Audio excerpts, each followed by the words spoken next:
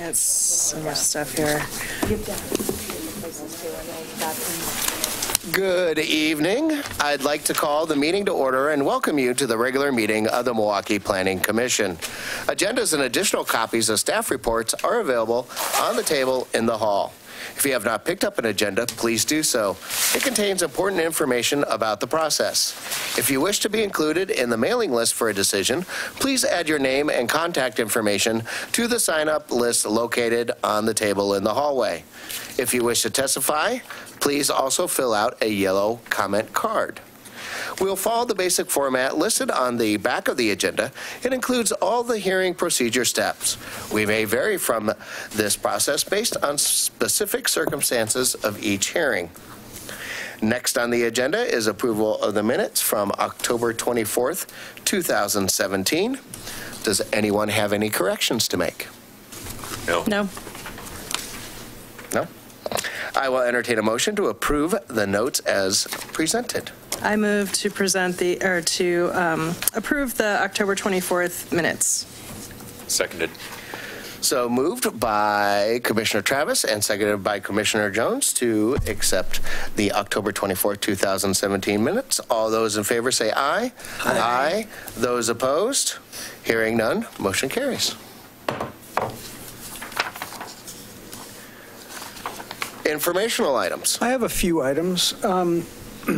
Last week, Chair Hemmer, Councilor Abma, Mayor Gamba, and I interviewed 6 candidates for the vacant Planning Commission seat, and we have one more interview to do Thursday morning. So I think we'll have a new commissioner pretty soon. Hopefully be appointed on the 16th of January by the council. There is a city manager's office has set the date for the volunteer appreciation dinner. Last year we had a dinner at Bob's Red Mill. That's going to happen again. They'll send you a formal invitation, but just if for your information, is scheduled for March 29th. So I think that's a Thursday night from 6 to 8. 2 more items. The council continued hearing on the Rusk Road Kellogg Creek plan development is scheduled for next Tuesday. The applicant will again be asking for a continuance. They are trying to develop and get financing for a project that would, as I understand, have less units than they had proposed before. So we'll see where they are next week. And then I'm not sure when the continued hearing will be, but that's what's going on with that project.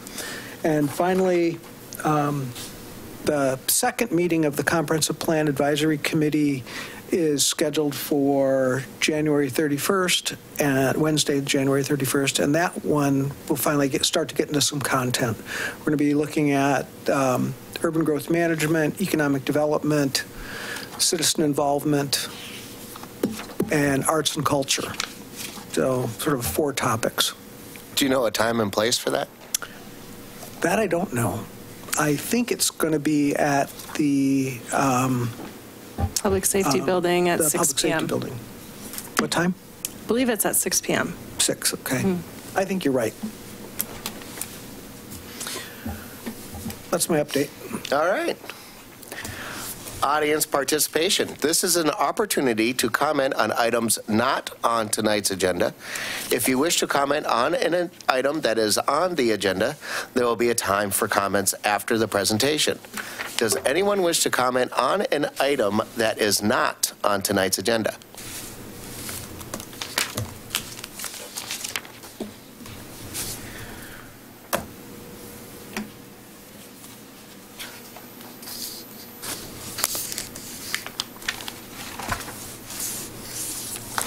Is it a 5 or 4? 5 or 4? Thank you. Sorry, been a while. Lots of pudding in my head. The public hearing on the File number ZA2017-003, CPA 2017-002 is called to order. The purpose of this hearing is to consider legislative amendments to the North Milwaukie Industrial Area Code and Comp Plan amendments. Conduct a hearing. I'll recognize those persons who have completed testimony cards and given them to me. At this point in time, if you'd like to comment, please give them to Denny or to Vera, whoever is sitting there. When you come to the podium, please state your name and address for the record so that they may be entered into the minutes. If you are here to testify, please remember to confine your remarks to the application and the relevant criteria, and to avoid repetition and irrelevant information.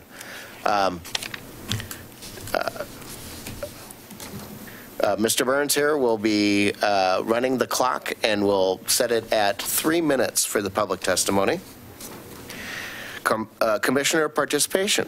Does any member of the Planning Commission wish to declare an actual or potential conflict of interest? No. Does any member of the Planning Commission wish to abstain? No. No. Staff report presentation. Let's proceed to the staff report, please.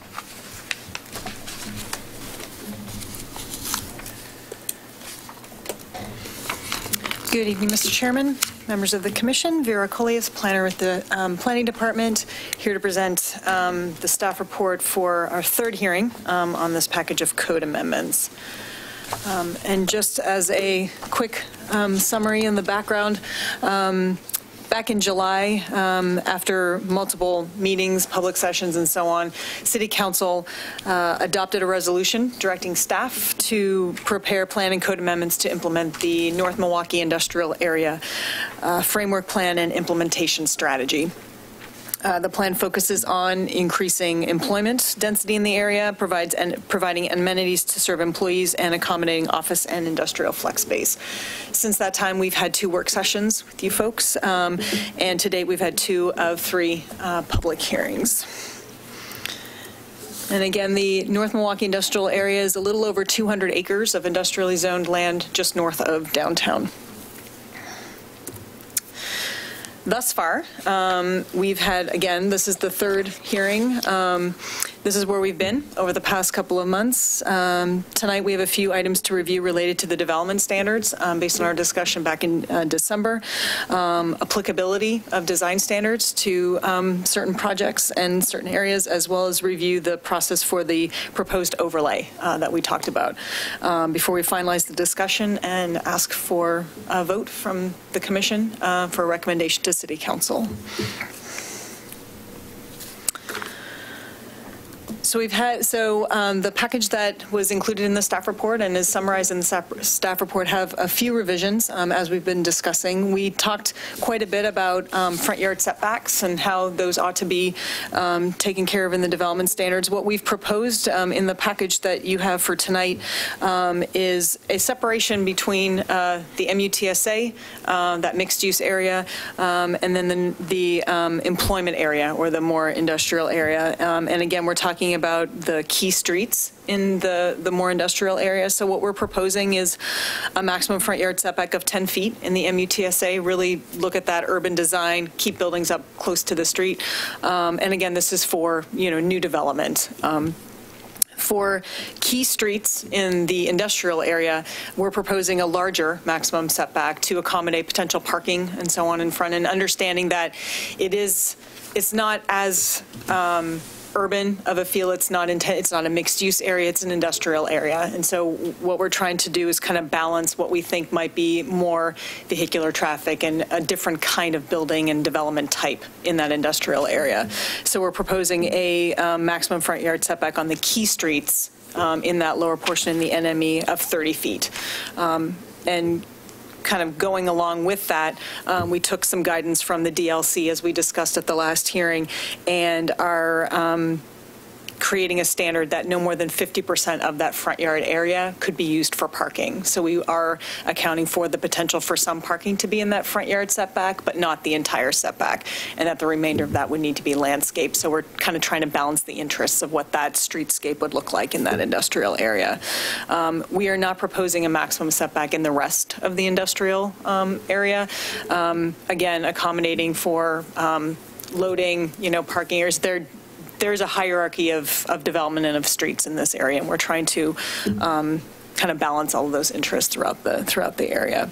And as we talked about, we did add language that has a 50% frontage occupancy for block faces on key streets. That's a similar standard that we have in the Central Milwaukie general mixed-use zone as well. And again, that's again wanting to really understand that those streets are intended to be somewhat pedestrian friendly. We want to make sure that we have buildings on those streets, that it's not just all parking, and that we really want to have buildings occupying those frontages. So we've included a standard for that, again, on the key streets.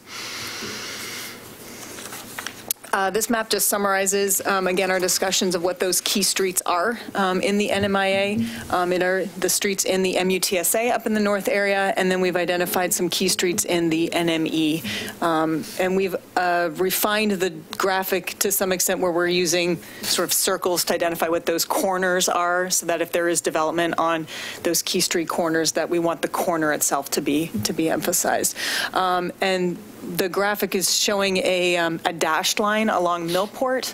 That's to account for if there is development in the proposed overlay, because that's sort of the northern boundary of that overlay, that the Millport frontage of the overlay would be recognized as a key street. It would not if it's, regular sort of industrial development, but if someone is going to take advantage of that overlay and propose a mixed-use development, then that would then sort of transition that Millport into being a key street, and so it would need to, have the applicable development standards and design standards as the MUTSA would. Okay.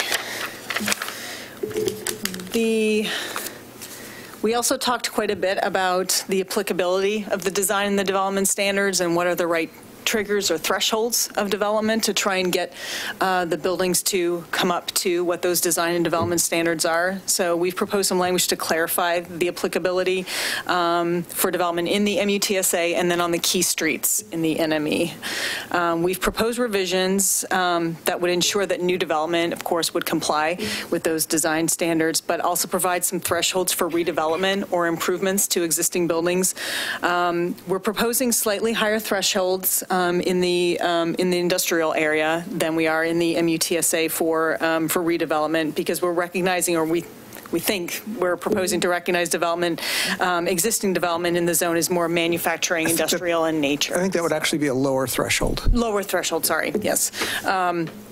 And the MUTSA is intended to be more mixed use, and as such, the code proposes a lower threshold to trigger compliance with those. So in the applicability section, we're carrying forward the demolition or replacement of more than 50% of a wall or roof. That's in the existing code now, and we're continuing that forward. We talked quite a bit sort of in back at the office as well about how do we want to account for additions to buildings. And what we're proposing are floor area additions that exceed 50% of the existing floor area. So what we're trying to recognize are really significant redevelopment projects. So if you're adding floor area, interior or exterior, we're recognizing that you could double the floor area in a building with a mezzanine. We've had some projects that have done that in existing buildings. Some of those buildings have high enough ceilings where you could accommodate a mezzanine area, and it could be significant. That in the MUTSA, if that accounts for 50% or more of the existing floor area, then that would be considered a major alteration or a major redevelopment, and that would then you would need to comply with the standards. In the NME, it's the same language, but we've bumped that threshold to 75%. We recognize that there is unlikely to be a lot of these kinds of large-scale additions. Certainly in the NME, a lot of those buildings are to the property line or pretty close to.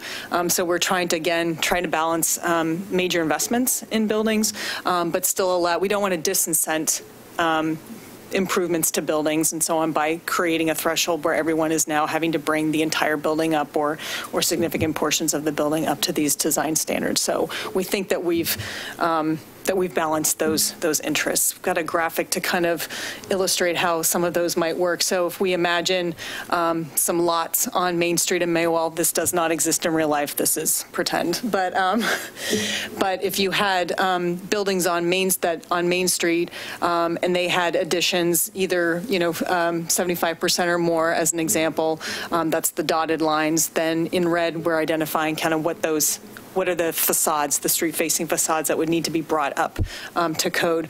On the far left, on Milwaukie and Main, it's a very small addition. Just the addition itself would need to meet, just that facade. But the trigger for these major alterations is for that entire facade. And if you're on the corner at Milwaukie and Main, for example, and you more than double the size of your building, then those facades at the corner would need to meet the design standards for windows, glazing, those street-facing facades. And then in the center, we're just sort of illustrating that could be a second floor. So you could actually go up a story, or it could be an interior floor area addition as well. But that when you're doing that kind of an improvement or that kind of an addition to your building, then we want to see these kind of come closer into compliance with the design standards. We thought that most of these existing buildings occupy a really large percentage of the lot. So some of these examples are kind of difficult to get at unless somebody was actually doing another story. Yeah. And with that kind of investment, they ought to be also making sure that those facades are improved. Right. And I just for clarification, as for the one on the left of Milwaukie Drive, basically what you're saying is that any addition has to meet the new standards. Correct, right. What we're trying to illustrate is that at what point does the entire facade need to be brought up? And that's when we're creating these these high thresholds for major redevelopments. It's the entire facade, but the small ones, it's just that facade or that affected wall. Exactly. Yep. Okay. Again, just a summary showing the current zoning in the area and then the proposed zoning where we would have a resultant, the mixed-use TSA area up in the northeast. The NME would be the majority or the remainder of that area. And then under consideration is the Millport mixed-use overlay. We've renamed it. Hope that's okay, but it was kind of a mouthful before. So, and so it is, so the mixed-use overlay, we'll get to that in a second. Okay. So the mixed-use overlay, again, we've proposed to rename it. A couple of the things that we just wanted to highlight, that it would pull all of the allowed permitted uses and standards and so on from the MUTSA, but for standalone residential. So standalone residential would not be permitted in the overlay. Any residential would need to be part of a mixed-use project. Again, we're continuing to include the sunset timeframe for the overlay.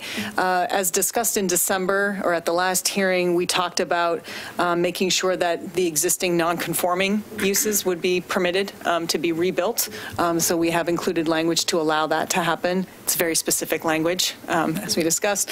And we did include, and I'm happy to answer any questions about it, but that development in the overlay would be subject to a Type 2 land use review process.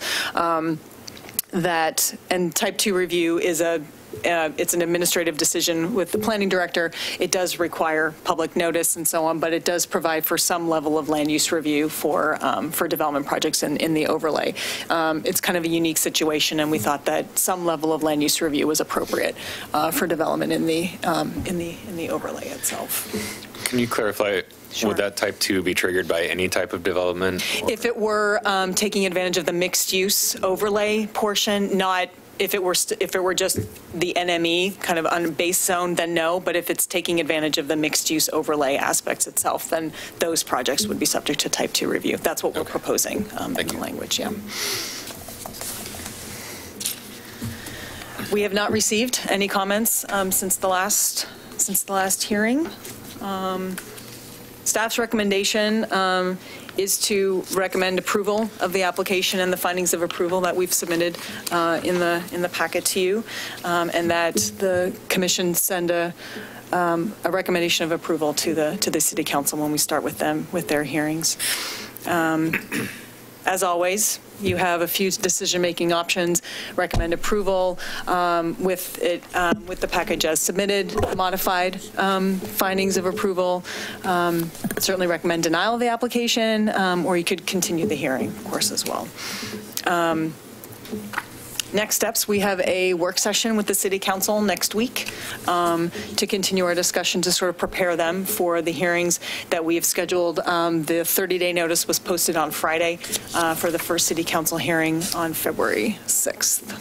And we have 3 scheduled on the council calendar as needed. But February 6th would be the first one with council. Those dates assume you guys make a decision tonight? Yes, they do, There's of course. nothing, Of course. I mean, we don't have to necessarily, we can, but it would end up pushing dates back. Right. And that's, of course, fine as well. I mean, there's nothing driving this other than, we'd like to get it done, but it's not like there's a time deadline that we have to meet. Right. Happy to answer any questions about the package.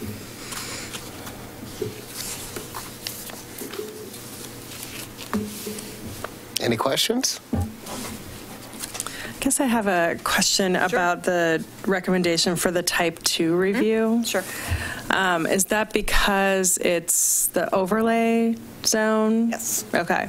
And is that standard? And in the central Milwaukie, there's an overlay zone. There is an overlay Is that zone there also as a type 2? Mm-hmm. Yep. Okay. Yes. So if it meets certain thresholds, then yes, there is. Okay. And there's also a type 2 review process for preliminary circulation plan if the site is large enough. So there's a couple of aspects of that as well. Yes. Okay. Yeah. And then I actually have another question about within the zoning ordinance. Mm-hmm. So in thinking about the types of retail to support the businesses, which I think, and you mentioned is, kind of the purpose of doing the plan. Right. I was thinking about retail marijuana and whether or not that's something that makes sense to support existing businesses, and thinking about all of the different uses that are outlined, and in terms of there's very specific around eating facilities and all of that, but I guess I was just... Those employees need their marijuana too. I guess I just was thinking, I mean, is it appropriate for us to even weigh in on a use like that? No, I think you could, certainly. And how that got into the ordinance in the first place?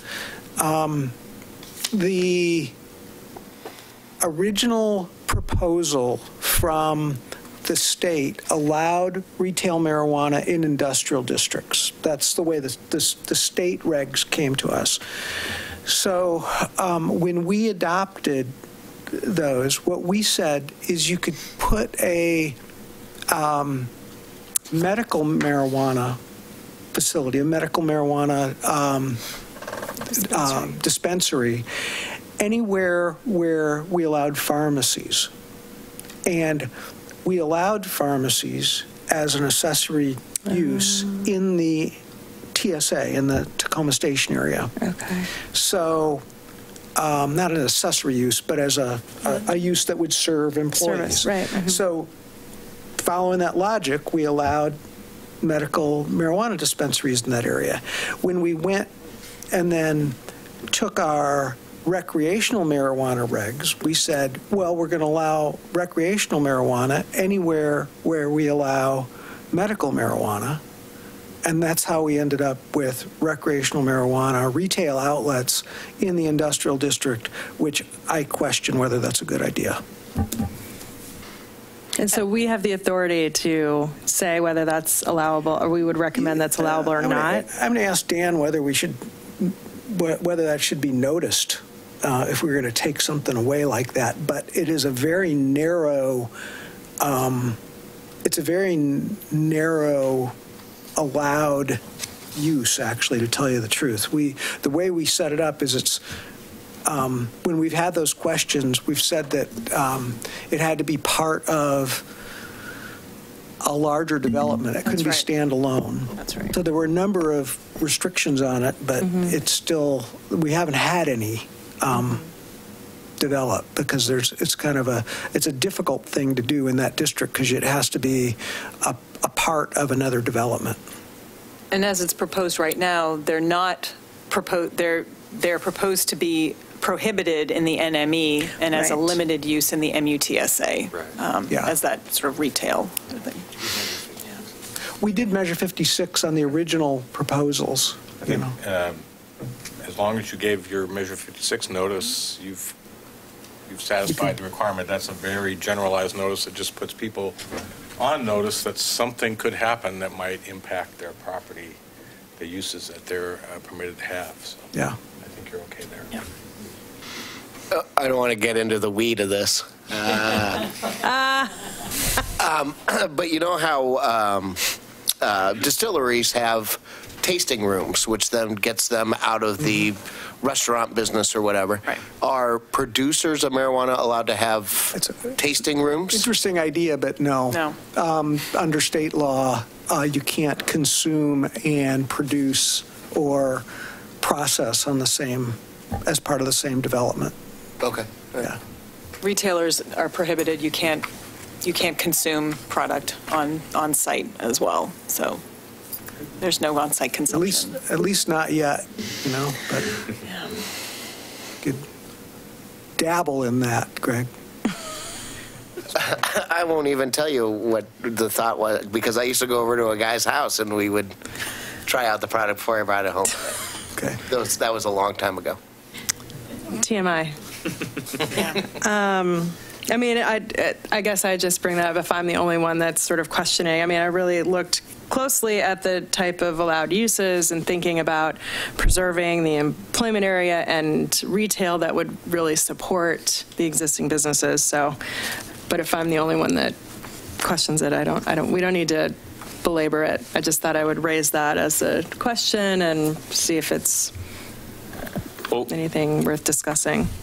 With the limited permission in that zone, if an applicant wanted to do that, what would the process be that they would have to go through in the MUTSA? The limited portion of the code that talks about limited uses really is more of a reflection of the size limitations. It's not a process. A planning process limitation or land use application process. So likely it would be a development review is my guess, because it's probably going to be a change of use and we'd be looking at parking and all of those kinds of things. So depending on the extent of what they're looking to do, it would likely be a type 1 development review as a guess, depending on what they were proposing. Yeah. In the few locations where we've had questions about it, it for one reason or another, they couldn't make it work. Right. Yeah. But it's, I've always wondered whether that was really, I kind of agree with you, Kim, that whether it's the right approach for that district. Well, and how is Ardenwald 1,000 feet? Ardenwald School? Oh, the school? I think the school's much, well over, this is over 1,000 feet from the school. And so then if we allow schools and training. Only public schools. Only public schools? Yeah. Okay. Thank you. Well, public or private elementary, and it does not include like a private trade school. Okay. Gotcha. I know that's not me. I'm sorry. Okay. So maybe I would propose that could be changed to limited / or the same as the drinking establishments or something, conditional use, limited / conditional use. I don't know. What page are you on? Oh, I'm sorry. I'm looking at, this is repeated a number of times, but it's table 19.312.2, where it talks about uses allowed in commercial mixed-use zones. And it talks about all of the uses and the categories, and so it's in alphabetical order, so marijuana retailer. And so I guess, are you proposing it to be an N, a P, leave it at an L? Add a conditional use to it that would kind of put it in line with eating establishments, drinking establishments, retail-oriented sales. They're all limited in conditional use. And so I would follow that through with a marijuana retailer. Okay. It seems very logical. Okay. Okay. That if you're just treating it as a retail environment and amongst itself, and all these other retails are that way, it seems very logical. Okay.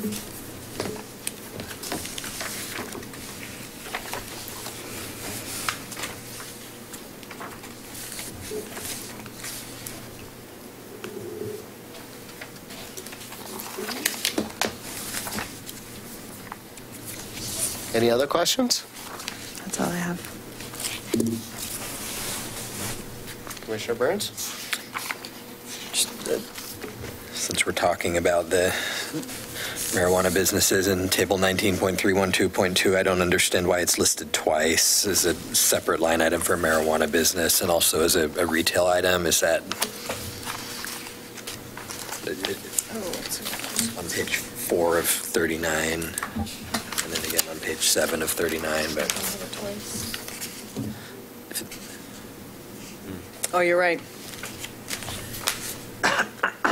Right, so it's the retailer and then the business. Right. I'll consolidate that. It's repetitive. So, yeah, I will take care of that. So that's a good catch. Thank you. and then treating the marijuana retailer consistent with other retail businesses makes sense to me. Yep.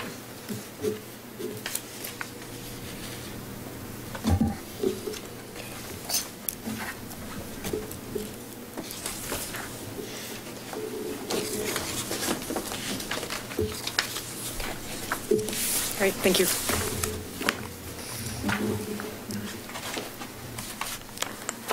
Man, I feel like I haven't done this for years. No more clarifying questions for staff? Have we received any correspondence on this matter other than those items included in the meeting packet? We have not, no. Okay. We'll go into testimony in support of the application. Once again, we are going to set the timer for 3 minutes. I think all of you guys have been here, and you probably remember more than I do. It goes green for a while, then it starts to blink, then when it hits red, it makes a buzzing noise. The 3 minutes are up. And so first up is Jerry Basinger, please.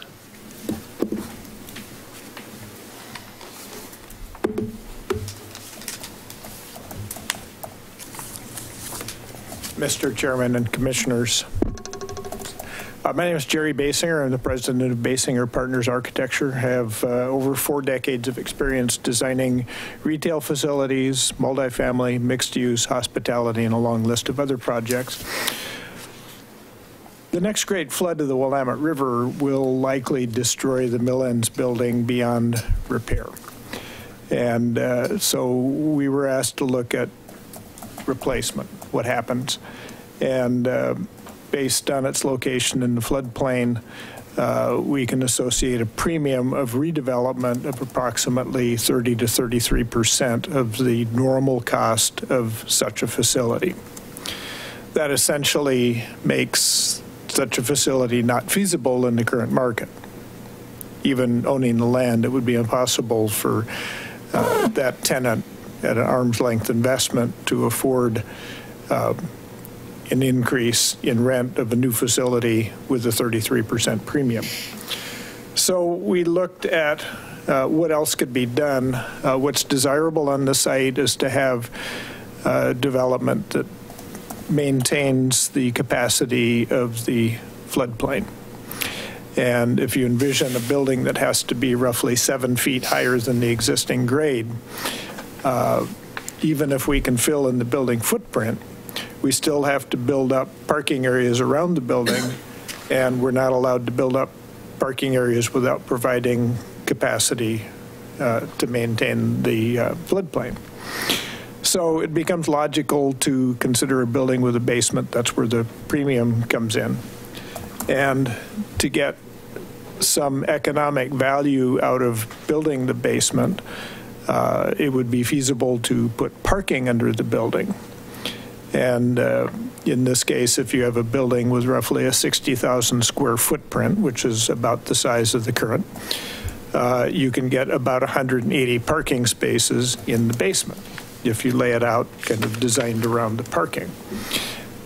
That would support upwards of 4 stories, 140 units of apartments on top. And the cost of the parking then essentially is part of the investment of the apartments. And given the land basis underwater today is very low, it makes a lot of economic sense to build up, thereby justifying the investment to maintain the floodplain, get the retail use out of the flood. It really seems like a win-win all the way around.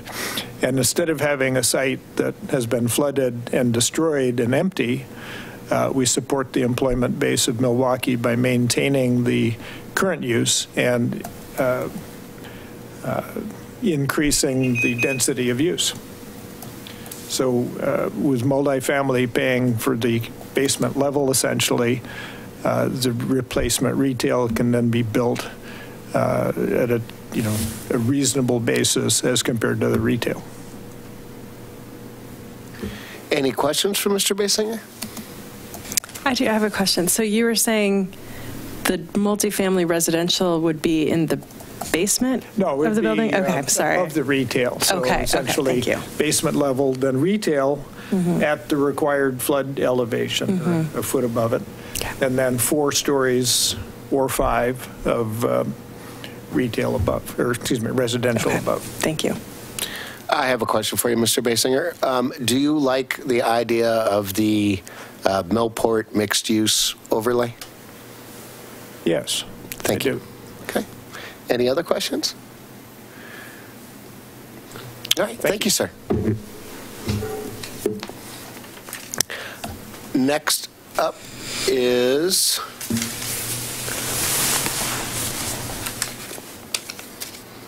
Eric Hovey, please.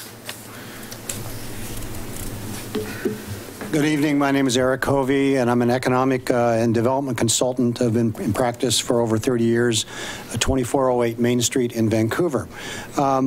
I just wanted to briefly comment again on the hard numbers that we have developed in terms of the cost of elevating the structure, basically, in effect, adding $3 million to the development. It was unclear to me to what degree Echo Northwest in their analysis of this site had included that parking or not. They did indicate they'd included some costs, so it may already be built in, but the reality is that in their analysis that to try to do a multi-story industrial development would make the project infeasible by $10.5 million.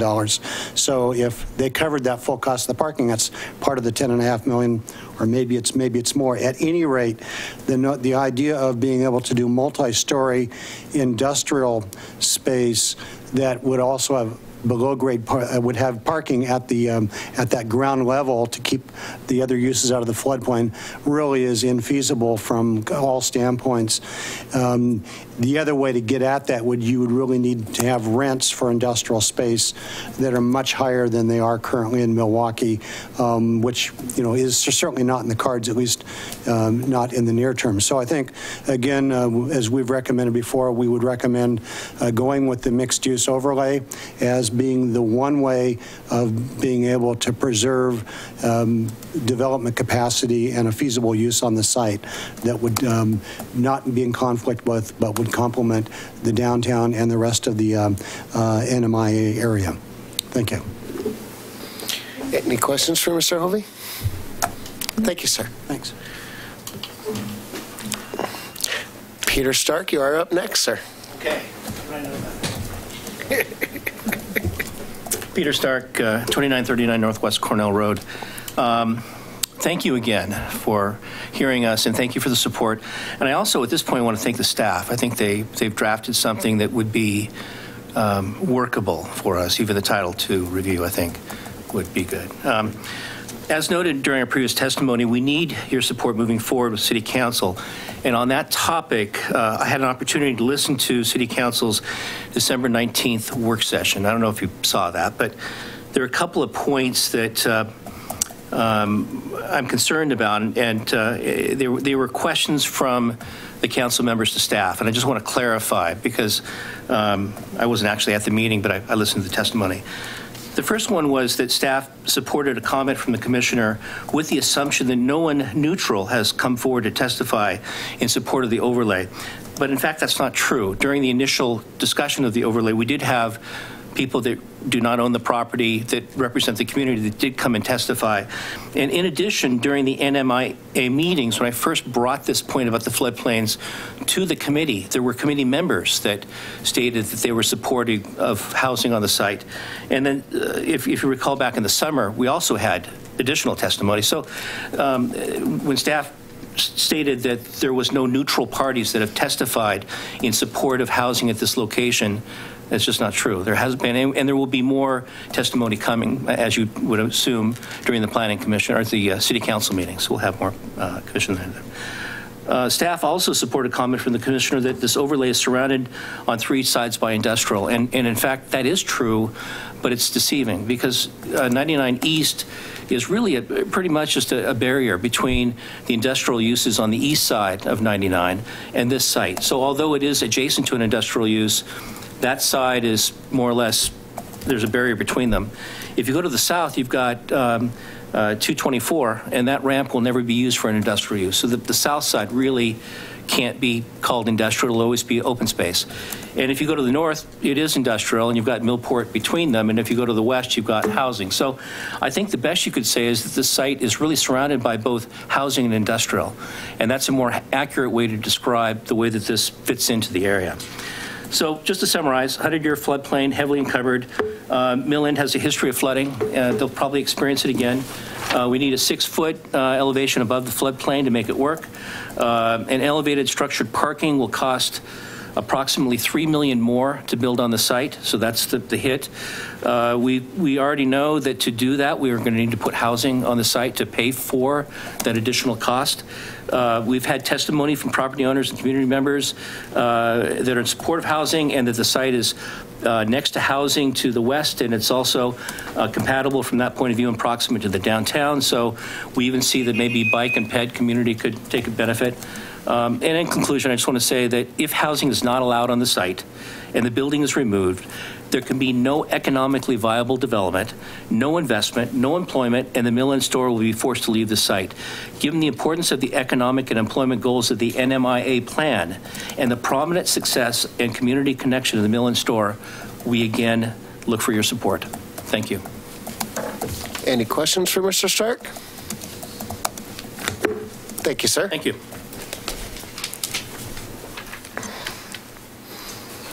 And last up is Nancy Bishop Dietrich, please.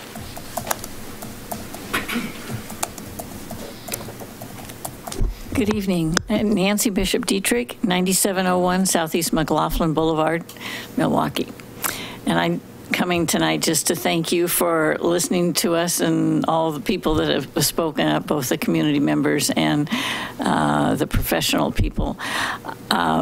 We're going to be 100 years old in May, and it's really, I think that we've been good community members since my grandfather was here, and I'm hoping that there won't be a flood, but I really appreciate your support and giving us an opportunity to stay here, because this is all we know.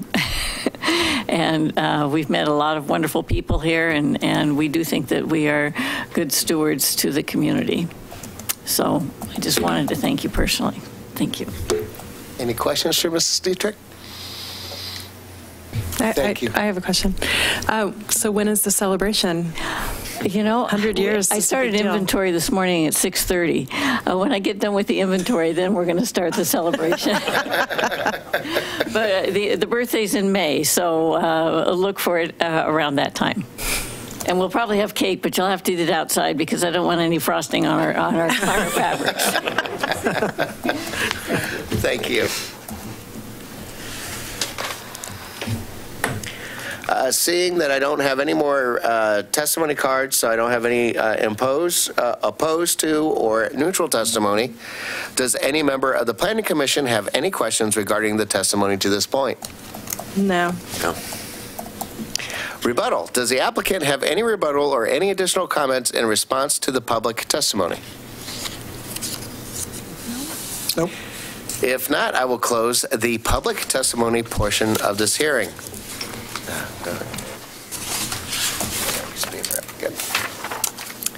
The public portion of this hearing on ZA 2017-003 and CPA 2017-002 is now closed.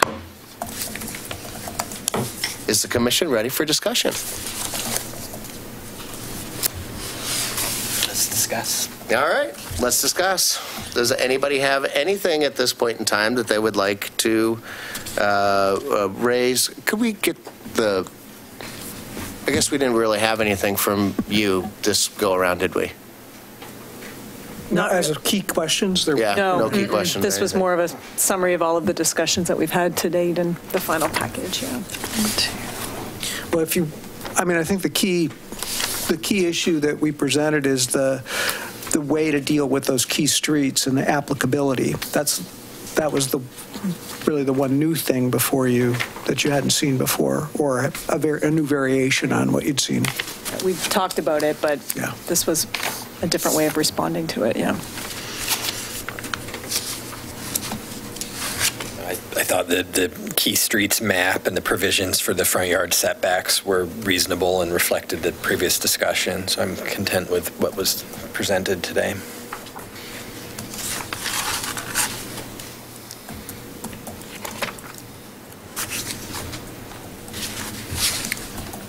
I would agree with Commissioner Burns. I think that the key streets are appropriately allocated and the key corners are adequately identified. I guess speaking to, I think, the crux of this decision with the MMU overlay,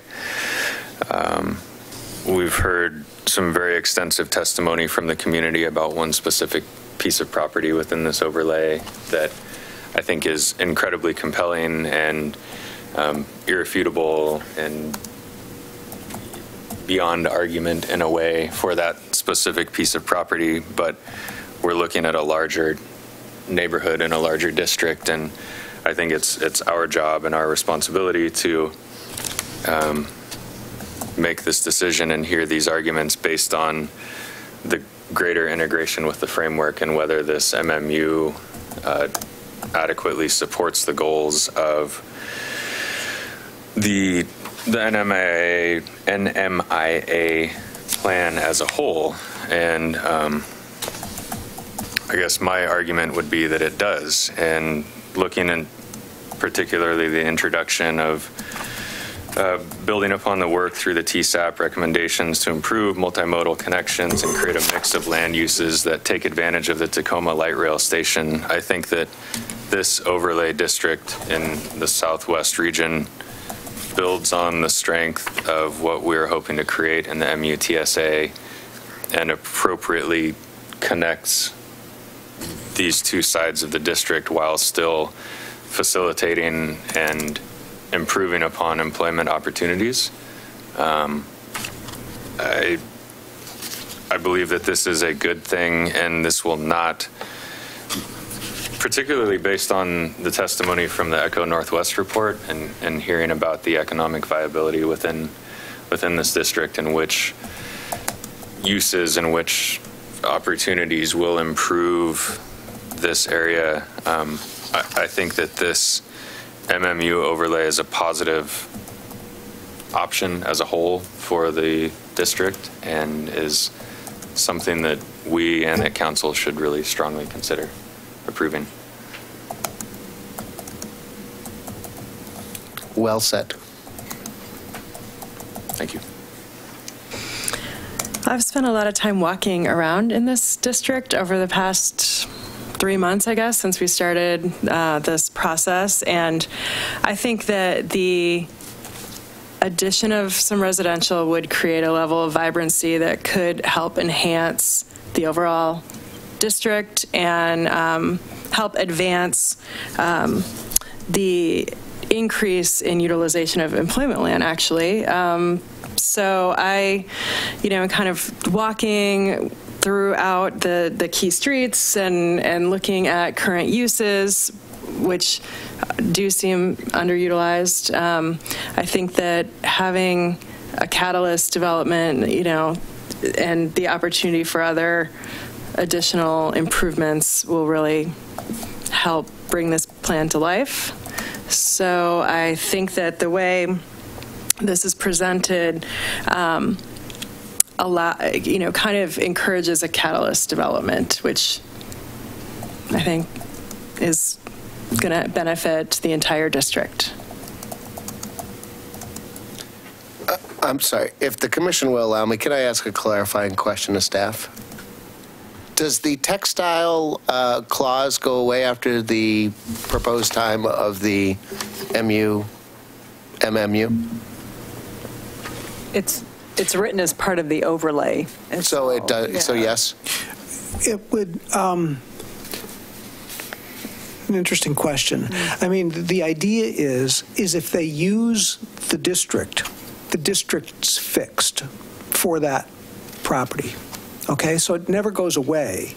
It's just the time frame for when you can use it goes away. Does that make sense? So you've had to have used it to actually fix it to the ground.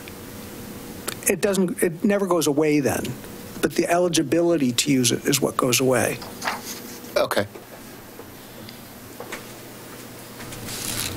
Commissioner Burns, do you have any comments?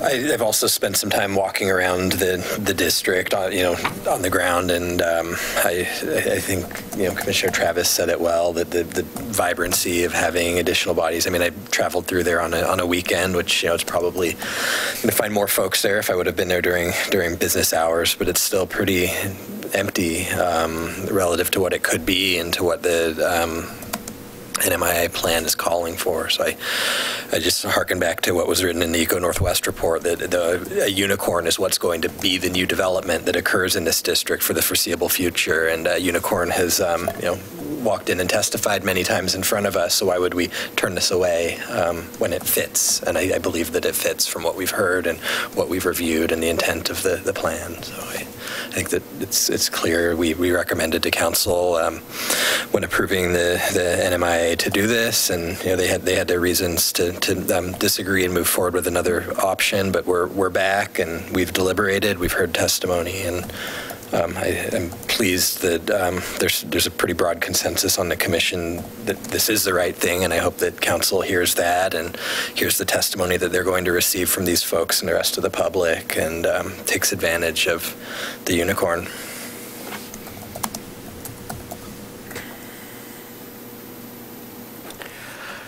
I want to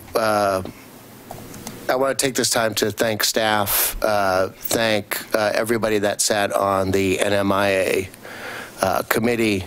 Amy, thank you for your hard work, the economic department as well, and to the Dietrich group that has come to every meeting and has made a very great case for this MMU district. I would also like to say that this plan, in a nutshell, has great, wonderful potential to make this area vibrant and to be exciting. And I think that part of that MMU mixed overlay is, I think, as Commissioner Burns said, the unicorn in the room. that could be not only something that just doesn't get washed away with the flood, but can be rebuilt and be an economically viable area. With all that being said, I believe that this plan was meant to be made as an industrial district, and that the focus of this should have been industrial district. We call it an eco plan, but yet we provide nothing of really eco solutions from an ecology standpoint.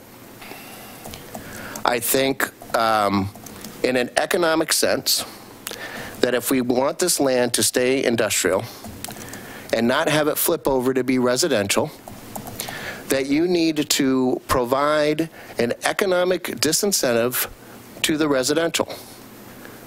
One of those economic barriers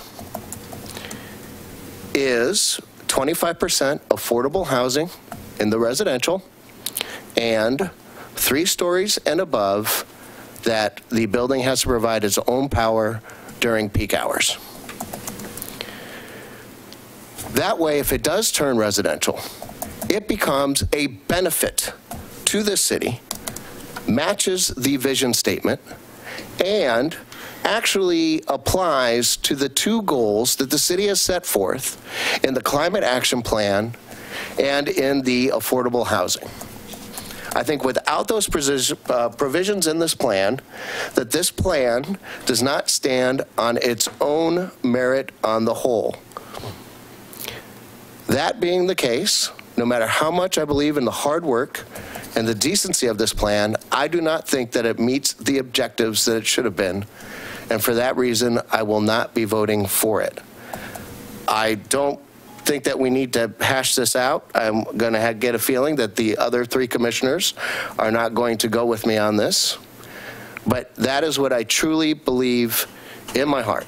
Logically, that if you're going to flip it over to residential, that the residential should have a huge benefit to the city, and that the benefit of industrial and work lands is much more valuable in this area. That's my 2 cents. I will entertain a motion. Can I just clarify? So then the testimony was suggesting that without the opportunity for this use, the entire site would be worthless. I mean, there would be nothing there. It doesn't mean that residential can't exist. Mm-hmm. It just has certain parameters. Mm-hmm. And that if you really think about it, if you put these in place, your economic development department then has a goal to find the grants and the means to be able to get real eco dollars and real affordable housing dollars to help spur a project like the Dietrichs if they want to flip it. I truly believe that in the state of Oregon that you're going to find a lot more grant money for affordable housing and whatever you want to call it, self-powering stations in the next coming years. The handwriting's on the wall. If you want a net zero city by 2040, and you are putting together a plan now that doesn't even come close to even meeting that objective, then this plan for the future actually has really no meaning to the objective. I find it very disheartening.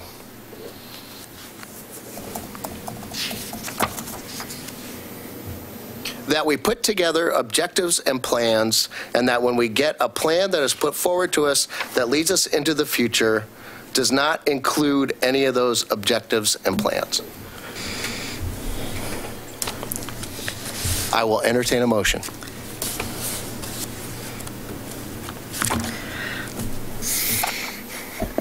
Chair Hamer?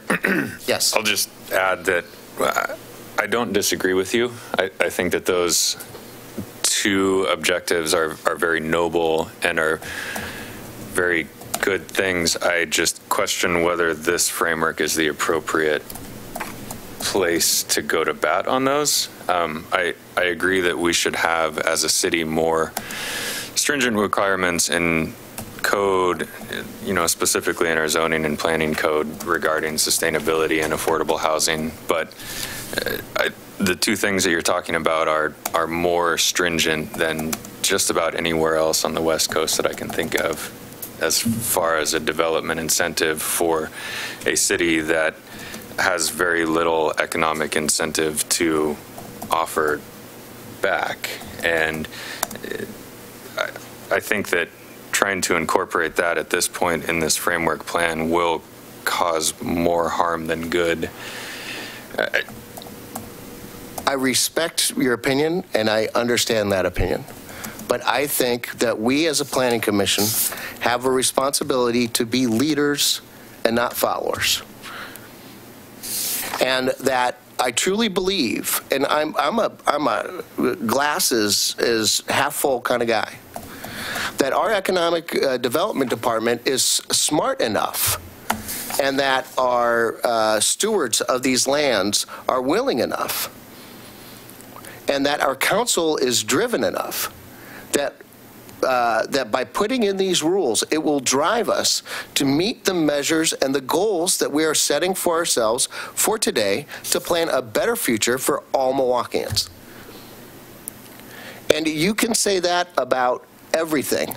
That as we go through the comp plan process, you can say, well, now's not the time, now's not the time, now's not the time. Here's the first piece of legislation that we have put in front of us, that we have set these goals, and is now not the time? That is just, like I said, is now not the time. So I actually have my notes from October 17th, and we did talk about including some requirements around affordability, but I believe we were told that that was not something that could be implemented. We have an affordable housing study going on right now that will look at a wide range of strategies across the community. And so in that sense, our recommendation would be to wait to see what comes out of that project. And along the same lines, we are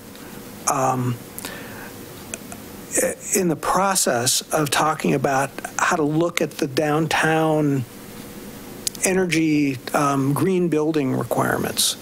And in the same way, what happens in the downtown with green buildings and the upper floors, we could use that same sort of strategy in the NMIA. Again, timing is just not there. We could come back and talk about that when that proposal gets developed. So I guess my thinking is, Greg, that the plan itself actually has a great number of projects outlined in there to address eco-district ideas. It's just, do you load them into the zoning ordinance at this point before you've fully fleshed out what they all are? I think what we want to do is implement the ideas that were outlined that are sort of appropriate for a zoning ordinance. So then my only rebuttal back, and I don't want to, like I said, I don't want to have to carry on this debate, is that, well, maybe now is not the right time then to be bringing forth long-range plans. If you have things that you have affordable housing that are coming into the works, and if you have energy codes that are coming into the works, then why are you making a long-range plan now? It's not a time consistent. It's not required by anybody. You even said that before by yourself. Maybe we're putting the cart in front of the horse. But I feel that strongly that... You could wait 2 years until the comp plan is done, too. You know, I mean, nothing... There's never a perfect time to make these decisions. It's always an ongoing process. So, like I said, I am adamant about my position, and don't forget that this is not the end-all be-all, that it does get carried on to council. Even if we tie or if it's 3-1, But I just cannot support this plan because it does not support the 2 of the 3 objectives that City Council has put together, nor does it reflect the characters of Milwaukee that we're looking for in our long-term future. Once again, I believe that this should be industrial land, and that the land value eventually is going to way outstrip the industrial part. That it's going to be flipping over, and we see that from time and time again. I believe that we're not going to return back to the turn of the century, I'm sorry, the 1900s. I know we've turned a century before that. The 1900s, where it used to be that we had 4 or 5 story building complexes that were industrial. Days of transportation and the way that the roadways work and globalization has changed that mode. They're going to remain to be 1 and 2 stories. So if you assume that the industrial is going to remain 1 and 2 stories, right, which is, I think, a fairly good assumption, that the barrier that you're putting on 3 stories and above would be office space and would be residential. So if you add in a facet of affordable housing, what is more affordable than not having to pay electric and utility bills to the renter or to the rentor, the property owner, and then that way they can absorb actually more rent from the person and can make it actually a better profitability. It may cost them a little bit more money on the long run, but like I said, I believe in our economic development department that they can find the grants and they can find the right people to be able to make these residential projects happen in this area. And I'm going to stand firm on my opinion. So your opinion is that the code should be modified for the residential uses to have some kind of energy standard or that net zero. That in the framework written plan, in this document, that in the land use areas, it says 25% of all residential housing needs to be affordable housing. And when I say affordable housing, it's that 0 to 80 percentile, right? I think it's 80% now, right? 0 to 80 percentile below the median income of Milwaukee citizens. I don't know what the correct term is. I would call it low income housing. And then in the, I think you would put it in the ecology section, or the energy, the eco district framework, that all buildings 3 stories and above can supply their own amount of power during peak hours of operation, which really means, however you want to entitle it, some people call it a net zero energy consumption. And I think that the building community, the cities, the states, maybe not the federal government will be into it for at least another 3 years, but and we just had a mayor that went to the climate change conference.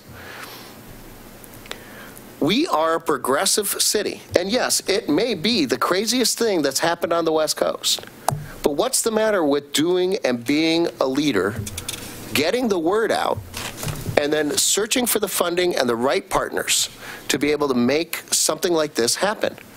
And then what have you done? You have set a precedent. You have set a glowing remark of what a wonderful city that the city of Milwaukee is that not only do they care about their current residents, but they care about their working residents, and they care about the low-income residents, and they care about their environment that they live in.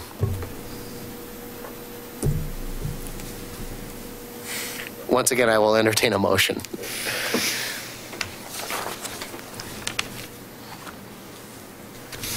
And remember, our motion is just a recommendation to carry this forward to council.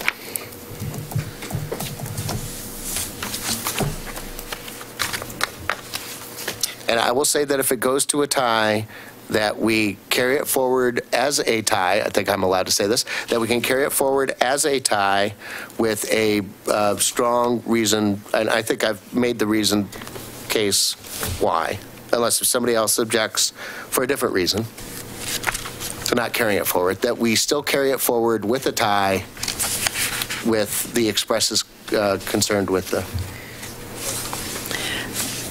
Where is the, is there a motion, what are we voting on here? Is it in? It's the action request. Action requested, okay.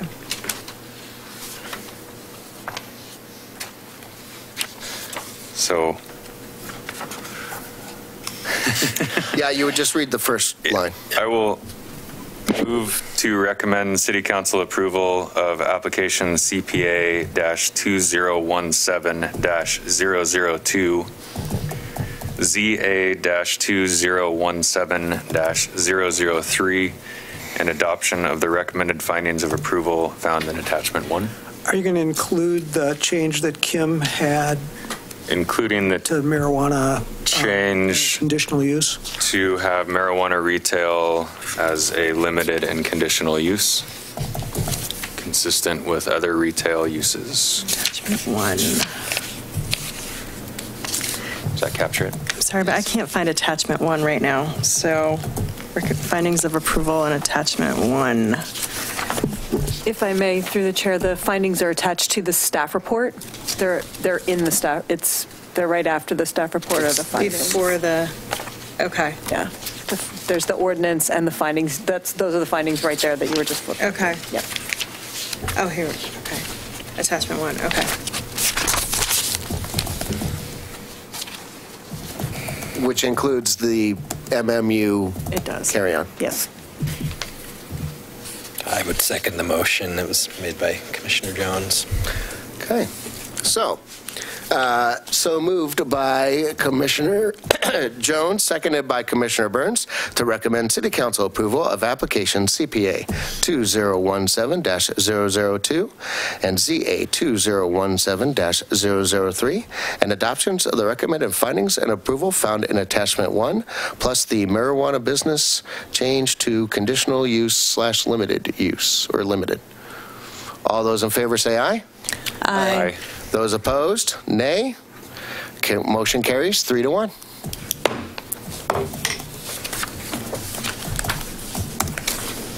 Okay, so this will head on to the council on the schedule that was presented earlier, with the next week is a work session. There probably will not be any opportunity for testimony at that work session, and then the hearings start in February.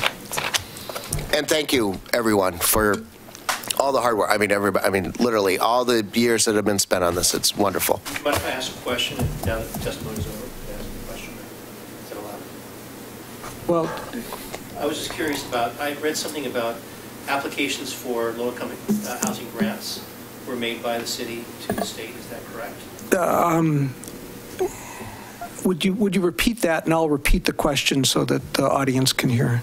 I remember reading that the city of Milwaukie put into the state areas of the city that could apply for low-income housing grants. And I remember it included portions of the TSA area. So, I don't think in downtown, but I don't think it included. Were there? The question is whether the city had made a request to allow for grants for low-income housing in certain areas. What we did was establish a vertical housing development zone that allows certain areas of the city to be eligible for tax credits, essentially, and for mixed-use housing, where housing is above. The area that we. I don't know. In the north. Amy, you think? Yeah. And New Jersey. Not the area that we're talking about around. It's based on current mixed-use zoning. Current. So Amy says it's for current mixed-use zoning. Understood that, I want to be clear that the area in the southwest. So I don't believe it. I don't believe it was designated. Okay. Okay. Let's see. I probably have Okay, so the decision is a recommendation to the City Council, which will make the final decision after a public hearing. Please see planning staff for details concerning the City Council hearing date and process. I did not forget the last paragraph this time.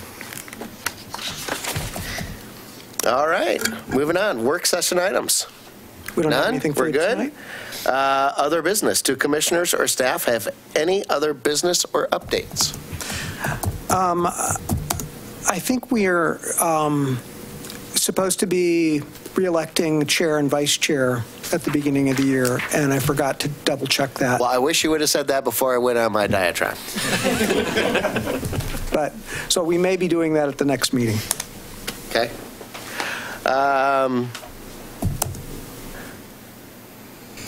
What do we have? Oh, Planning Commission discussion items. Anybody do any? No? You didn't meet? No, not since the last time that I gave an update. We've had one meeting for the Comprehensive Plan Advisory Committee. The next meeting will be January 31st. So does the Planning Commissioner have somebody on the Climate Action Plan I don't think committee? so. Okay. I don't think it was set up that way. Okay. And then there's one thing that I've been thinking about, and that if the governor's has said that all residential houses need to have solar panels by whatever year it was in the next 6 years. If that's true, when we go through our comprehensive plan update, I want you to think, does that really change our residential design standards? Because if that's true, then really your peaks should all be facing south. And so does that really mean that your front door needs to be facing a street? Good question. So I just wanted to throw, that popped into my head today, and I thought, you know what, I'll throw that out since we're going through the comp plan, and that's a really complicated kind of question that seems really easy to roll off your tongue, but it really has a lot of parts and pieces and complications to it. And I know that we have a south-facing exposure kind of code in there now, and Yeah, most of the problem is most of our development lots are such odd shapes, small little pieces, that it is extremely difficult to get lots to orient properly. right. But the question is so knowing that, right? Do you set up your design standards something totally different with the idea that, well, all houses need to have southern exposure? I understand what you're saying. Right? So if that is the case, then, does it really matter if you got, 30 feet from the front door? Well, it might. If that's really what your design and orientation is. Well, it might if the way it's set up where if lots end up being oriented east-west, which often in the community they have to be just because of the shape of the lots. There isn't much. There's more shading that happens on the lot to the north every time. So I mean, it's a complicated issue. I think we should talk about it, definitely. Right. I just wanted to throw that out there and let you guys kind of mull it up, because, and if it's true, and if it's not going to go away, right, it would be a shame to just have everybody spend a bunch of money for no real apparent reason on solar panels. We really need to revisit our solar section of the code anyway, so that could be definitely part of that discussion. And I would think that that's going to get highlighted again in the comp plan as we go forward. Okay, I just want to throw that out. Any other discussion items? All right, forecast for future. Oh, you know what? I have one. I have a goofy one. Believe it or not, I am sitting on the renaming of the naming of the new schools committee, and it's now out. North Clackamas School District. They're building a new high school, or they're changing a middle school into a high school. Can't quite remember, and building a new grade school. even though most of it's on the west side, or all of it is on the west side of 205, they do want the east siders' opinions. So you can go onto the North Clackamas School District's website and put in your opinion. There is criteria that it needs to be a person, a geographical place, or a historical event. And they do give preference to women, people of color, and unrepresented groups. So I just throw that out for all of you that have kids. So I've already suggested Bodie McBoatface, and that is not part of the criteria. Review forecast for future meetings. We've got a hearing at the next meeting regarding the deletion of the historic designation for the high school. And then the following meeting has a variance and a library conditional use, community service use for a temporary location for the library while the library work is done. And we'll give you an update about the comp plan. So there's still a lot going on out there. Okay. All right, well, I want to wish everybody here a happy 2018. May it bring all the prosperity and health and everything that makes you smile come into 2018. And with that, I will entertain a motion to adjourn. Motion to adjourn. Seconded. Motion by Commissioner Byrd, seconded by Commissioner Jones. All in favor? Aye. Those opposed? All right, we're done by 8.